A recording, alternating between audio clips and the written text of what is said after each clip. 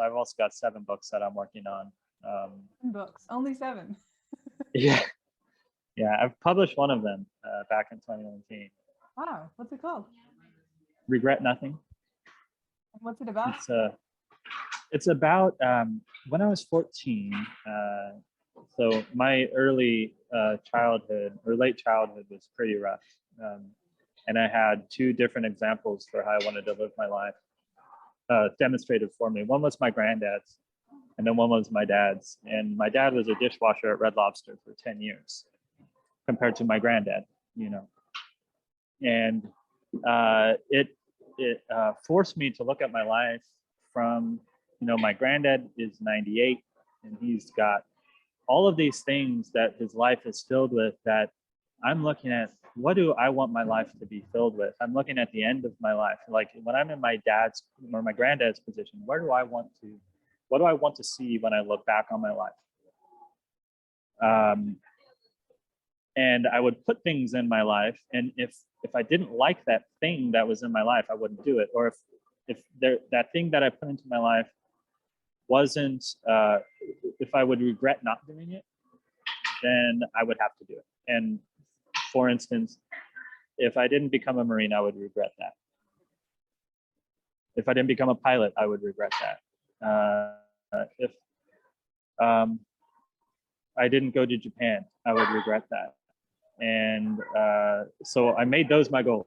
It's like, all right, well, I have to be a Marine, I have to be a pilot, I have to go to Japan. Those were my goals that I wanted to achieve before I was 30. I also wanted to be a millionaire by the time I was 30, but that's a little harder to pull off. It's also not a good goal. So I learned more about goal setting later on, but because of that, I was able to stay on track with the direction that I wanted to take my life in, and I achieved 3 of the 4 goals I set out to before I was 25. Wow. Hey, and by the way, potential investors here, Peter Thiel, in his book 0 to 1, says that love that book. Yeah, it's one of my favorite books, actually. But he says that a CEO who, even if he's making millions of dollars in his company, if he's paying himself out more than $100,000 a year in the first few years, he doesn't invest, because they should be putting all the money back into their company.